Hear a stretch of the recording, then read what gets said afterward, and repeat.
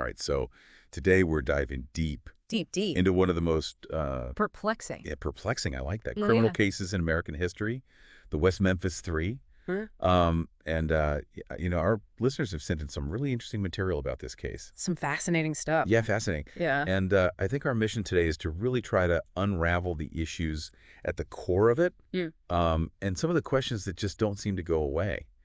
So just to refresh everyone's memory, this is a story about three teenagers, Damien Echols, Jason Baldwin, and Jessie Misskelley Jr., convicted of murdering three 8-year-old boys back in 1993. Yeah, and there's just so much to unpack with this case. I mean, the lack of physical evidence, Right? the rumors of satanic rituals, years and years and years of legal battles. I mean, it's a story that just won't quit. It really doesn't. And I think one of the things that makes this case so intriguing, you touched on this a minute ago, is how it really kind of exposes some of the cracks in our justice system. Oh, absolutely. It really does. Yeah. It raises these really big questions about how, anxieties in society at the time, like the whole satanic panic thing in the 80s and 90s. Right. How that can actually creep into legal proceedings and potentially, influence the investigation and ultimately the outcome of a trial. Absolutely. Yes. Yeah. It's fascinating and terrifying all at the same time. It is. Yeah. So let's start at the beginning with the chilling discovery Yeah. that rocked West Memphis, Arkansas. Small town. Yeah, small town, absolutely. Yeah. It was May 5th, 1993. Three young boys vanished. Mm-hmm. Steve Branch, Christopher Byers, Michael Moore. Their disappearance just sent shockwaves through this community, right? Everyone was looking for them. Yeah. Massive search. Yeah. Sadly, though, their bodies were found the next day in a nearby creek, Uh-huh. submerged in water, and they had signs of a horrific crime. It's a disturbing crime scene, that's for sure. The boys, they were found naked, they were hogtied with their own shoelaces, and they had suffered a range of injuries. Now, the prosecution later, they would really zero in on the injuries that Christopher Byers had, Oh, particularly the severe lacerations and the mutilation, right. and they claimed this was evidence of a ritualistic killing. And this is where it gets really interesting, right? Yeah. Because the defense, they countered and said, no. Those injuries, horrific as they were, could have been inflicted after death by animals. Right. They brought in their own experts who basically argued against the prosecution's interpretation of the wounds. Yeah, so right off the bat, you have this clash of expert opinions, which cast doubt on the very nature of the crime itself. Exactly. Yeah. It's like from the very beginning, we don't even know exactly what happened. Right. And this ambiguity kind of runs through the whole case. It really is central to the whole thing. I mean, initially, everyone assumed that the boys had been raped, but even that was later disputed by some of the expert testimony. And then you have the trace amounts of sperm DNA that were found on a pair of pants at the crime scene, and that just seemed to go nowhere. Yeah, that's a loose end that's never really been tied up. Right, exactly. And with all these uncertainties, it becomes very difficult to piece together exactly what happened. Absolutely. And there's another little detail, another piece of this puzzle. Oh, yeah. Christopher Byers. Yeah. He's the only victim who had drugs in his system. Mhm. Ritalin, specifically, Mm. which is usually prescribed for ADHD. Why him? Why not the other boys? It just adds another layer. Yeah, another layer to the mystery. Yep. Yeah, for sure. And, we have to remember, these were just ordinary 8-year-old boys. Mm-hmm. Steve Branch, Christopher Byers, James Michael Moore, second graders, best friends, Yeah. Cub Scouts, and their lives were tragically cut short. It left a huge void in that community in West Memphis. A void that I imagine is still felt today. Absolutely. So, amidst this tragedy, the investigation quickly zeroes in on three teenagers. Damien Echols, Jason Baldwin, Jessie Misskelley Jr. Right. And the prosecution, they painted this picture of them as these social outcasts who were fascinated by the occult, Right. susceptible to acts of violence. Yeah. But was their interest in the dark side Yeah. enough to make them murderers? Well, that's the question, isn't it? And it raises an important point about how societal biases can play into investigations. Mm-hmm. Damien Echols, especially, he had an interest in the occult, and he had a history of mental health issues. He'd even spent time in a mental institution. But to equate an interest in the occult with being capable of violence is a very dangerous and misleading assumption. Yeah, and that's really what the prosecution built their case on, wasn't it? This idea that the murders were some kind of satanic ritual. Right. But there was a huge problem with that. Yeah. There was no physical evidence linking the 3 teenagers to the crime scene. Right. No DNA, no fingerprints, no murder weapon. The only physical evidence that they presented at trial was a few fibers, and their relevance was highly debatable. So how do you build a case without that crucial physical evidence? That's the million-dollar question. Right. And in this case, they relied heavily on the testimony of one key witness, Vicki Hutchison. And her statements were absolutely pivotal in getting those convictions, but years later, she would completely recant her testimony. Oh, wow. She claimed that the police had coerced her and that she had fabricated her story. So Vicki Hutchison, how does she even get involved in all of this? It's kind of a bizarre story, actually. She was at the police station initially for something completely unrelated. She had to take a polygraph test about a possible theft. Okay. But during the questioning her young son, who had played with the victims before they disappeared, he started making some disturbing claims about the murders. He said he had witnessed some kind of satanic ritual. So even though his story was inconsistent and lacked specific details, it seemed to steer the investigation towards these 3 teenagers. Right. Okay. And then what about Vicki Hutchison herself? What did she say? Well, she claimed to have attended a Wiccan meeting with Echols and Misskelley. Okay. Where Echols allegedly bragged about the killings. But here's the thing. There's absolutely no evidence to back up that claim. Wow. And she later admitted that she had made the whole story up under pressure from the police. So her recantation years later throws a huge shadow of doubt over her initial testimony. A huge shadow, absolutely. Yeah, so we have shaky eyewitness testimony. Right. No physical evidence linking the accused to the crime scene. But the West Memphis police, they were determined to solve this case. Yeah, they zeroed in on Jessie Misskelley Jr., Okay. who, remember, had a low IQ Right. and was questioned for 12 hours without his parents present. 12 hours. 12 hours. Yeah. And they only recorded 46 minutes of it. Oh, wow. And eventually, Misskelley confessed. But he recanted almost immediately, saying he was coerced and scared during the interrogation. That brings us to, I think, a crucial legal concept here, the Bruton Rule. Can you explain that for our listeners? Sure. So the Bruton Rule prevents a confession from one defendant from being used against another in a joint trial. Essentially, it protects your right to confront your accuser. So, because of this rule, Misskelley had to be tried separately from Echols and Baldwin. So even though he confessed, that confession couldn't be used against the other 2.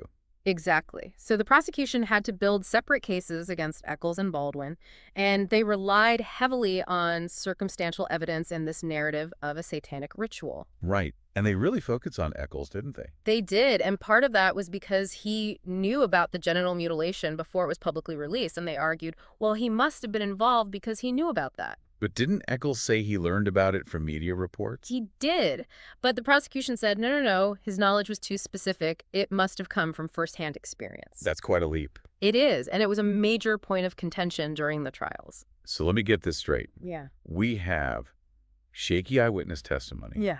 a coerced confession, and no physical evidence connecting any of these teenagers to the crime scene. Right. It's already a lot to process. But it gets even more complicated from here. It does. Misskelley's trial. Yeah. It's full of conflicting accounts and expert testimonies, Oh. including one from this guy, Dr. Richard O'Shea. Oh, yeah. Can you tell us about him?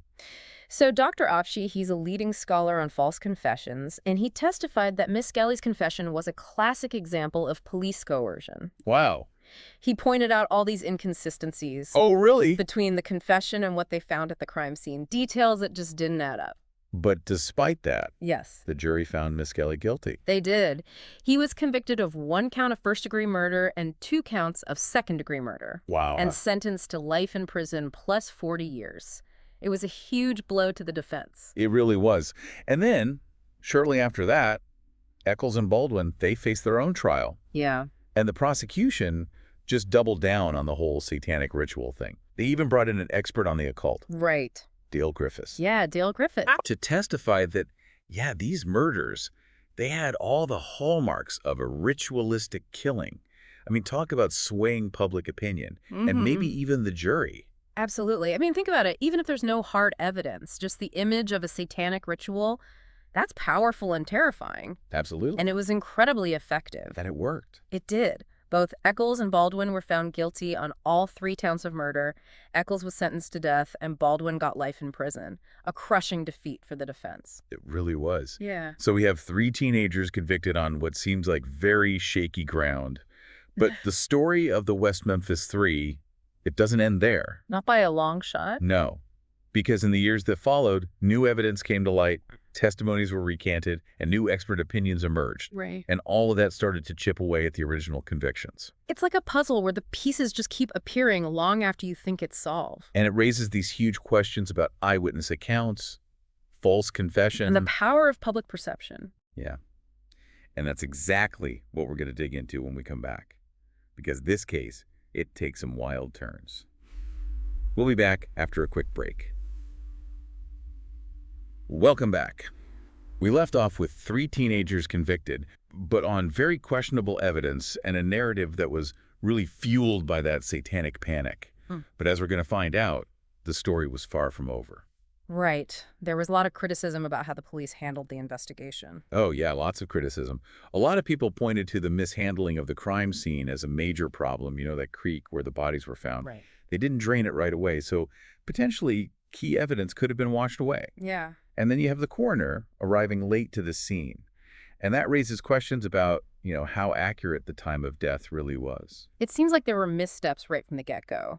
And these problems, they weren't limited to just the crime scene, were they? Not at all. The way they stored the evidence, it was all over the place. Some items were reportedly kept in things like supermarket bags. Really? Yeah, not in proper containers. And there are these leaks of information to the press, which is really concerning. It could have easily swayed public opinion and maybe even biased the jury pool. It felt like the investigation was more about getting a quick answer than actually getting to the truth. And it's in this climate of growing unease that we start to see new and really unsettling details emerging. One of the most shocking involved John Mark Byers. He's Christopher Byers' adoptive father. And he actually gave a blood-stained knife to the documentary filmmakers who were working on the Paradise Lost series. Oh, yeah, that was a weird twist. The filmmakers, they found what looked like blood on the knife, and they felt pressured by HBO to hand it over to the police. Wow. Byers, though, his explanation for the blood, it kept changing. At first, he said he'd never used it. Then he said he used it once to cut deer meat. It's a story that doesn't really add up, does it? Not really. And then tests showed that the blood on the knife matched both his blood type and Christopher's. Right, and so Byers, he came up with another explanation. He said he must have cut himself at some point, but the inconsistencies in his story and then his decision to have his teeth removed a few years later, that really raised suspicions. Especially because removing his teeth prevented any comparison with possible bite marks found on one of the victims. Exactly. It makes you wonder what he might have been hiding. Meanwhile, the defense team, they kept looking for ways to appeal the verdict. And in 2007, they requested DNA testing on the evidence from the crime scene, hoping that advances in technology might give them some solid answers. And the results, they were huge. The DNA test showed that Echols, Baldwin, and Misskelley, they were all excluded. Wow. And on top of that, a hair that they found at the crime scene, they said it was not inconsistent with Terry Hobbs, Stevie Branch's stepfather. That's a major turn of events. So suddenly the focus shifts. People are starting to ask, did the police miss a potential suspect? Right. But the revelations didn't stop there. Remember Vicki Hutchison? Yeah, the state's key witness. In 2003, she recanted her entire testimony. She said she made the whole story up because the police were pressuring her. Wow. She said they threatened to take her kid away if she didn't cooperate. And she even said that they were using photos of the teenagers as dart targets. Like they were creating this really hostile and biased environment. So you have this recantation, you have the DNA evidence, people were demanding a retrial, including celebrities like Johnny Depp and Eddie Vedder. Yeah, it became this national symbol of a possible wrongful conviction. And it wasn't just celebrities, legal experts, forensic scientists, even former FBI profiler Johnny Douglas got involved. He looked over the case files and suggested that the murders were more likely the work of one person, someone with a history of violence and a connection to the victims. So you have all this evidence pointing away from the teens who were already convicted. What happened? Did anything change? Well, despite all that evidence and public pressure, the legal system, it moved really slowly. I can imagine. Yeah, it took years of appeals and legal battles and advocacy before any real progress was made. Okay. In 2008, though, there were allegations of jury misconduct. The jury foreman, People said he had talked about the case with a lawyer before deliberations, and that he shared evidence with other jurors that wasn't even allowed. So that calls into question the entire fairness of the trial. Exactly. It added fuel to the fire for a retrial. It showed how outside influences, how biases could affect the jury process. So did they get a retrial? Well, the push for a retrial, it gained a lot of momentum. In 2010, the Arkansas Supreme Court ordered a lower court to take another look at that new DNA evidence and investigate those jury misconduct claims. It looked like the West Memphis Three were finally going to get a fair hearing. But then something unexpected happened. Instead of a long, expensive retrial, they reached a plea deal. That's a pretty dramatic turn of events. What happened? On August 19, 2011, after spending over 18 years in prison, the West Memphis Three, they walked free. Wow. But it came with a condition. They entered what's called an outward plea. Can you explain that to us non-lawyers? Sure. It's kind of complicated, but basically an outward plea means you're maintaining your innocence, but you're acknowledging that the prosecution has enough evidence to convict you. It allows you to get out of prison, but it doesn't actually overturn the original conviction. So they were free, but not exonerated. Exactly. What was the reaction to this? It was mixed. Some people saw it as the best way to get them out after all those years of legal battles, but others saw it as a really flawed compromise because it didn't give them full justice. And there was still this cloud of suspicion hanging over them. Yeah, I can imagine. They were released with a 10-year suspended sentence, which means if they made one wrong move, they could end up right back in prison. That's a lot of pressure. It is.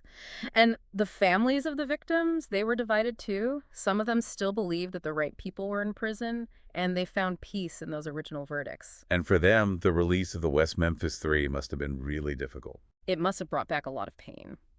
But other family members, like the mothers of Stevie Branch and Christopher Byers, they came to believe in the innocence of these guys, and they even fought for their release. They think that the real killer is still out there, and they want the case to be reopened. So even with the release of the West Memphis Three, this case is still causing a lot of pain and division. Absolutely. It highlights how complicated things can be when you're dealing with a tragedy like this. One group's pursuit of justice might clash with another group's need for closure. And this whole case, it really blew up in the media. We talked about those Paradise Lost documentaries, but there was a lot more coverage than that, wasn't there? Oh yeah, tons of books, TV shows, articles. They all had different takes on the events, the evidence, and the controversy surrounding the investigation and the trials. Some of them, like the book Devil's Knot, they went deep into the legal stuff and the cultural context, while others focused on the human side of it. So this case is more than just a legal battle. It's become a cultural phenomenon. Why do you think that is? Why are people still so fascinated by it? It's a good question. Maybe it's because it reminds us that our justice system isn't perfect, that public opinion can have a big impact on legal proceedings. And then there's the mystery itself. We still don't know for sure what happened.